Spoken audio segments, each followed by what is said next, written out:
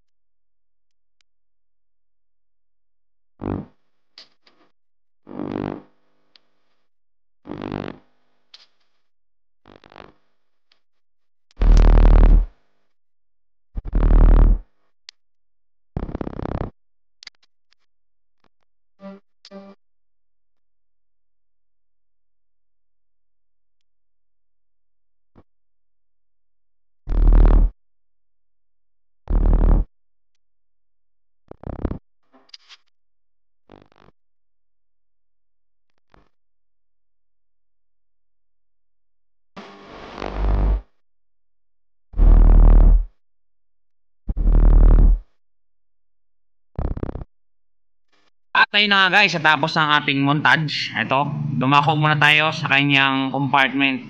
Yan, mapapansin nyo dito sa kanyang bulsa, mayroong maliit na espasyo. At pag tinalawan nyo sa loob, ay meron siyang nakaabang na power socket. Itong power socket na to ay built-in na kay Aerox. Ang problema lang ay kailangan nyo pang bumili ng power socket na nabibili sa Shopee.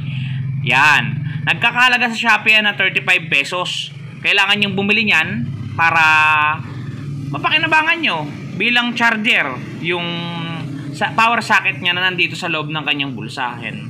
Mapapansin nyo, napakaganda nung nabili kong power socket. 30 pesos lang yan guys. Sa Lazada ko nabili yan. Yan. Pag sinaksak nyo kasi yan, meron niyang ilaw na makikita nyo talaga pagka madilim. Hindi na kayo kakapa. Hindi nyo lang siya. Pati yung voltahe, nandyan, naka-display yung voltahe. Diba? Napakaganda. Glow in the dark.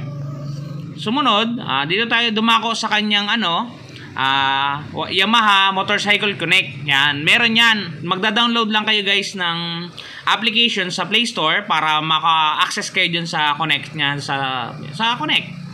Ito, pagbubukas ng gasoline tank yan. Dyan na din na-access. Hindi nyo na kailangan ng ano-ano pang susi na ek-ek, burek-ek. Pipindutin nyo lang yan. Bukas na yan, syempre. Sumunod yan, yung U-box niya naman. Yung U-box niya, wala namang pinagbago. Talagang malaki pa rin. Yan, ang mga nilalaman niyan. Ayan, yung takip sa battery. Yung visor, yan, yung visor sa harapan. Hindi ko pa nilalagay guys, kasi baka magasgas. Very sensitive kasi yan. Konting hawak mo lang, nagagasgasan na. Kaya yan, naka-plastic siya. Yan, side mirror. Yung warranty at saka yung manual booklet nandyan, pati yung mga parapernalyas niya, yung mga tornilyo takip sa chassis. All in all, yan ay sumara. All in all, yun lang yung kanyang mga ayan, double key na rin yan guys. Pag nabili niyo yan, double key. Ito nga palang pinapakita ko sa inyo guys ay ano to, non-ABS version to. Hindi to yung keyless. Yan yung kanyang panel board. Mapapansin nyo sa kanyang panel board, fully digital na siya. Napakalaki niyan at kitang-kita talaga ng driver. Sobrang visible siya. Kulay blue yung background niya. Yan, napakalaki nung number ng speed meter. Oh. Yan, napakaganda. Kitang-kita mo kahit hindi mo masyadong tingnan. Ito, nandito yung menu niya para mailipat-lipat mo yung kanyang mga manual.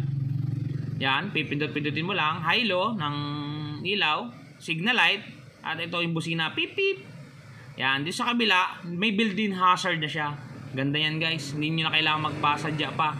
Tsaka yung starter niya nandun din. Okay na okay itong motor na to para sa mga nagsisimula pa lang, doon sa mga bagong empleyado, sa estudyante. Bagay na bagay sa inyo to guys. Talagang para sa inyo to. Kunin nyo na.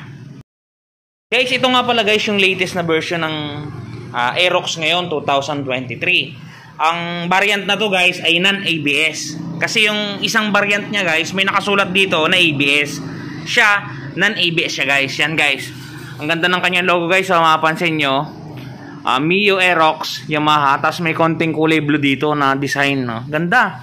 Kulay gray. Dark gray. Tapos black. Glossy black siya guys. Yan. Mapapansin nyo. Ganda guys. Oh, napaka-forma. Pati yung mags niya guys. Meron na oh. Same dun sa taas. Ayun oh. Same. Parehas. Meron siya. Kabilaan. Ganda guys. Yun. Oh, busina. May malaki ditong bilog ng Yamaha, logo ng Yamaha. Yan. Variable valve actuation. Ganda guys. BBA siya. Yan guys oh. Mio Aerox. Yan lang yung design niya dito sa gilid. Dito kasi plain na. Plain glossy na. Tapos may nakasulat na lang liquid cool. Yan. Bali ganyan yung carrier niya. Dito sa ilalim. Yan. Double shock. Tapos ang tire size niya guys sa rear, to 140/70 by 14. Laki guys oh. Laki. Yung palad ko oh. Sinlaki ng kamay ko. Sa front niya naman guys ay yan, mapapansin nyo, nasa na ba? Yan. 110/80/14. Malaki din. Forma na.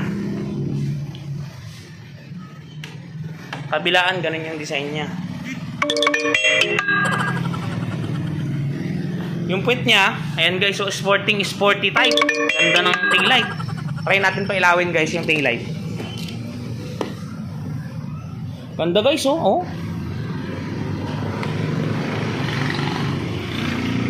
Yun guys, wala kasi akong assistant. Oh, hinisipa ko lang ng pa ako. Double shock sa likod. Yan. Yung bangko niya, yan oh. May naka-embouge na Aerox na pangalan. May stitch na puti. Ganda. Quality. Yan guys, so 0 pa yung odo niya na kasi brand new to. Release natin to ngayon guys. Wow! Double key. Connect, motorcycle connect na rin pala to guys. Kukonect nyo lang, download lang kayo ng app sa Google ng Yamaha Y Connect. Pwede nyo na siyang i-connect. Hindi pa nakatouch yung visor guys, nandun pa sa loob kasi baka magasgas. Ayan guys, meron din siyang ito handbrake. Ganda.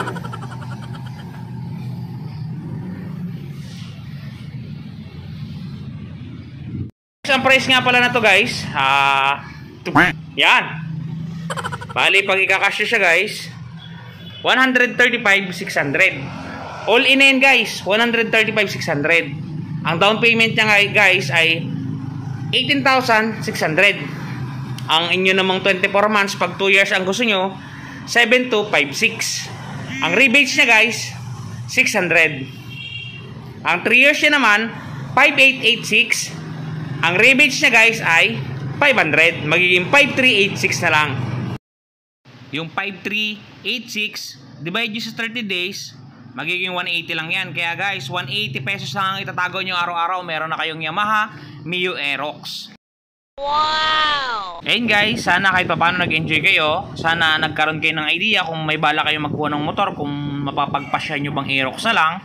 Bahala kayo. Pero napakaganda guys. Yan guys, hanggang sa susunod. Salamat!